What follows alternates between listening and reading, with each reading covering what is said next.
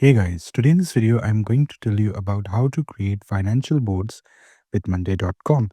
So, if you want to create a financial board on Monday.com, if you need to control the finances of your company, this is you need to do. And if you follow my steps, you'll be good to go. So, the first thing that you need to do is you have to open Monday.com and log in. Once when you're logged in, you have to click here on this plus icon and go on Template Center. Here you need to write finance or financial. Yeah. Financial accounting, financial statements. You can go here to financial accounting and then you're going to use this template. So this is the financial template that you're going to use. These are the items.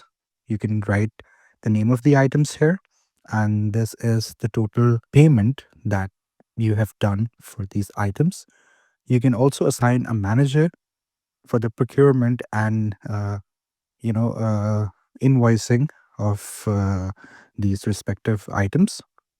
Different manager for different items, or you can just use one manager.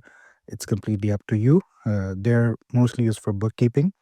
You can also create an invoice and note down the invoice number here of the item, because that's very important. Invoice should be very important when you are taking care of finances of a business.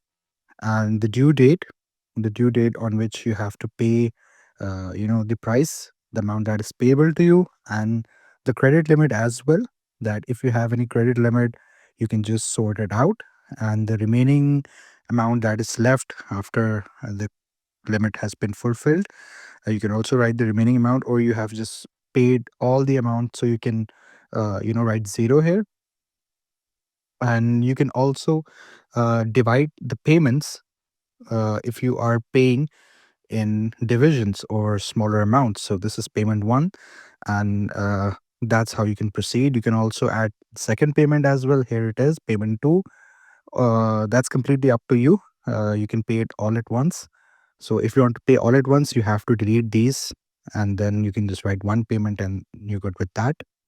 But if you are paying in smaller amounts, then you can use multiple payment columns.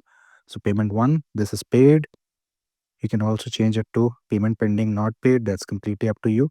And the date of the payment as well, on which date you've paid for this first, I would say, installment of the payment.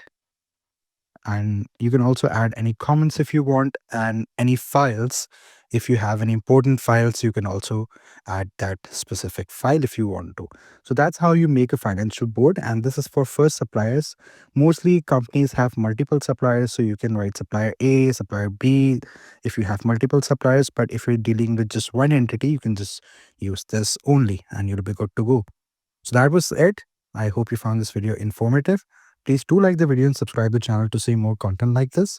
I'll see you in the next one.